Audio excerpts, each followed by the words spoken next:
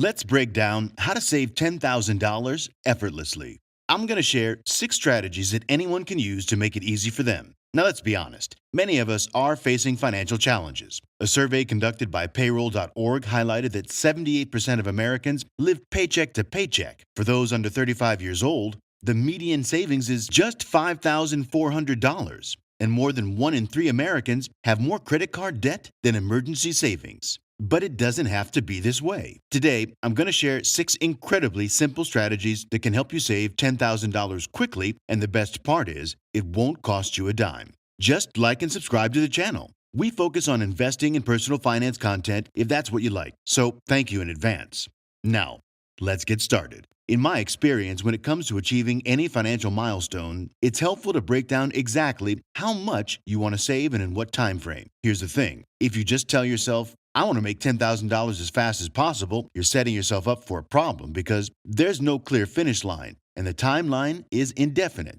It's important to have a realistic time frame for when you want to achieve your goal. So let's say you want to save $10,000 in a year. In that case, you'd break it down like this. $833 per month, $27.40 per day, $1.40 per hour, or 2 cents per minute.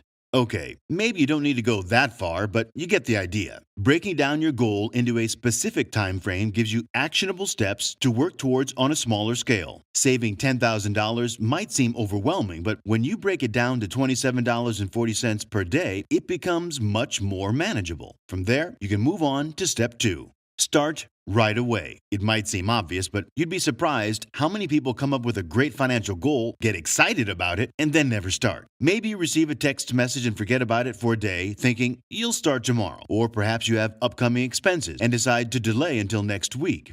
Whatever the reason, delaying only holds you back. What I found is that you're most motivated when you're excited about something new, but that excitement wears off quickly, usually within a day. Then, you're left with the reality that you've been procrastinating. By starting immediately, or at least as soon as this video ends, you'll begin to build momentum. Once you get started, it becomes just a little bit harder to quit. The first thing you should do is budget. If you're aiming to save an extra $27.40 every day, it's crucial to understand exactly where your money is going, in and out of your account. Without a budget, it's like navigating in the dark, blindfolded, and hoping you don't bump into anything. Budgeting is actually quite simple. All you need to do is sign up for a free money tracking platform like Spendy that gathers all your financial information in one place. Or you could use my spending tracker template, which is available free to download below. From there, you can easily track where your money is being spent in real time. The benefit of budgeting is that it helps you identify those random small expenses that can add up over time. For instance, did you know that the average American spends $18,000 a year on non-essential purchases? Or that you might be spending $219 a month on subscriptions, which is $133 more than expected. When you dive into your budget, you'll start noticing these details that you might have overlooked before. By tracking your spending for the next 30 to 60 days, you can identify areas where you can cut back on expenses that aren't absolutely necessary. It sounds simple, right? Well, it's actually quite simple. According to one survey, cutting back on certain expenses is relatively easy. These include eating out, alcohol, credit card interest, clothing, electricity, cigarettes, heating or AC, unreturned items, convenience packaging, and lottery tickets. Consider that most of these are discretionary expenses that you have direct control over. For instance, you can opt to eat at home instead of dining out, skip ordering alcohol, pay off credit card debt to avoid interest, and so on. However, if you're not keen on changing your lifestyle but still want to save money, there's another approach. Take a closer look at your most common expenses and ask yourself, how could you get the same thing for less? For example, consider car insurance. When was the last time you shopped around? Within just 30 minutes of effort, you could likely find the same coverage for a lower price. The same goes for internet and cell phone bills. There are numerous alternatives available that could save you a significant amount of money. Applying this mindset to all your expenses and sometimes simply asking for discounts can help you cut back. It's crucial to recognize that saving money can have a more significant impact than earning more. Now, hold on, let me explain what I mean here. When you earn $1, Various expenses like gas, insurance, taxes, they eat into it, leaving you with around 75 cents. But when you save a dollar, you keep the entire amount immediately. This illustrates the power of saving. For example, if you spend $50 on a meal, you need to earn around $67 before taxes to cover that expense. However, if you decide not to dine out at all, you have $50 extra in your pocket right away. Of course, this approach isn't for everyone. Some people prioritize enjoying life and spending money. In that case, there's another option to consider, and that would be the concept of paying yourself first. This idea challenges the typical spending pattern where people cover their housing, transportation, food, entertainment, and other expenses first, and then save whatever's left over. Instead, paying yourself first involves setting aside a certain amount of money for savings right at the beginning, before you spend on anything else. Essentially, you prioritize saving before any other expenses.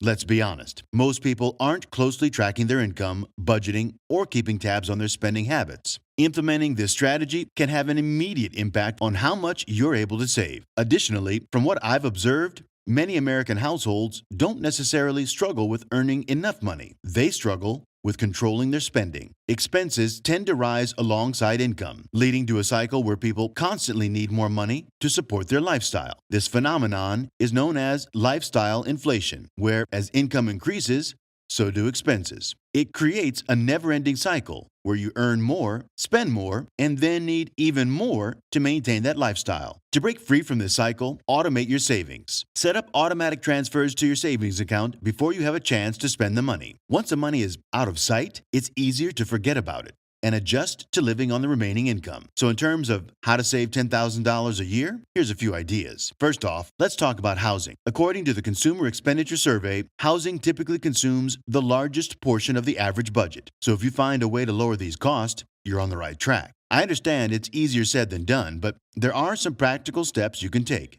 For instance, you could consider renting out a spare bedroom to generate extra income. Alternatively, you might try negotiating with your landlord for lower rent, or look for a more affordable place when your lease expires. If you're a homeowner, you could explore options to lower your insurance rates or adjust your thermostat to save on utility bills. There are plenty of ways to reduce housing expenses, and by implementing just a few of them, you could potentially save an extra $10 a day. Second, we have transportation. Currently, the average car payment stands at a staggering $726 per month, which is quite unreasonable. However, it presents a significant opportunity to save money. My suggestion is, unless you require a high-end vehicle for professional purposes, opt for the most affordable, reliable, and fuel-efficient car you can find. Drive it for as long as possible, ideally until it's no longer roadworthy. Additionally, review your mileage to ensure you're not overpaying for insurance premiums, which may already be inflated. By downsizing and comparing options, you could potentially save an extra $5 per day in this category. Third on the list is taxes. Remember when I said that housing consumes the largest chunk of the American budget? Well, that's true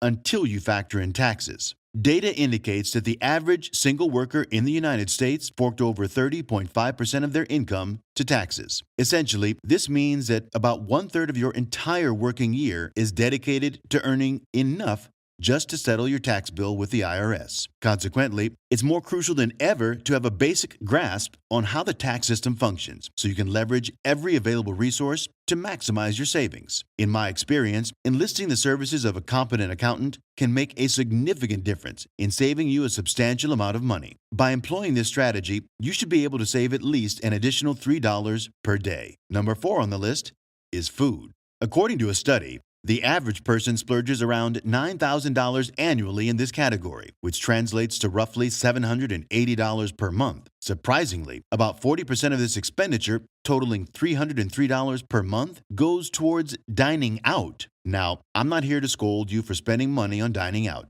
even though cutting back could save you a significant amount of money. Instead, I'll offer a more practical suggestion. If you're eating out for convenience, consider cooking at home as a cost-effective alternative. However, if your dining out experiences are about enjoying quality time with friends and family at an affordable venue occasionally, then it's perfectly fine to budget for that. By curbing unnecessary spending in this area, even by just $3 a day, you'll gradually accumulate savings that can positively impact your financial standing. Fifth, let's talk about debt repayment. On average, an American carries around $6,500 in credit card debt at a staggering interest rate of 28%. That equates to an additional $152 per month if you're not paying off your bill in full. Instead of allowing this debt to accumulate, prioritize cutting back on expenses and allocating those savings toward paying down your credit card balances. Once you've cleared this debt, you'll have the entirety of that money available for saving and investing as you see fit. However, until you've eliminated your debt entirely, focus on reducing it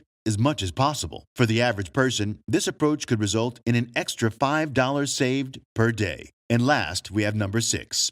That is apparel. Americans are splurging an average of $162 per month on clothing. Now, take a moment to peek into your closet and honestly assess how many of these garments you actually wear regularly. Chances are you find yourself rotating the same handful of outfits day in and day out. If this resonates with you, consider cutting down on your clothing expenses, perhaps by half. By doing so, you could easily save an additional $3 each day. So, just by making these 6 adjustments, you could accumulate a little bit over $27 a day, which translates to a remarkable $10,000 in savings over the course of a year. However, there's also another approach to consider, which is a side hustle. Let's face it, if you're aiming to quickly make $10,000 in a year, getting a part-time job is the most straightforward route. It surprises me how complicated some people want to make things. If you don't want to cut back on expenses or live off rice and beans every night, then boosting your income is a way to go. It doesn't have to be glamorous or pay a fortune. Think of lending a hand to a local business, doing freelance work, or taking on some extra shifts in the evenings or weekends. Even if you're earning $15 per hour after taxes, working less than 2 hours a day on average for a year can help you reach your $10,000 goal without any major lifestyle changes. Moreover, the more you work, the more skilled you become, enabling you to earn and save even more money at a faster pace. Alternatively, you could also consider asking your employer for a raise. Lastly, since you'll be saving this money, ensure you maximize its potential by placing it in a high-yield savings account, money market account, or CDs. Currently, there are numerous options offering between 4 and 5% interest, which means once you reach your $10,000 target, you could earn an extra $500 a year just by diligently saving and following the steps outlined here. The key takeaway is that all of these steps may start small, but they gradually build up over time. So that's it. Like and subscribe if you like this, and get a free spending tracker down below. Also, check out my newsletter for the written version of investing and personal finance tips delivered right to your inbox every week. Cheers!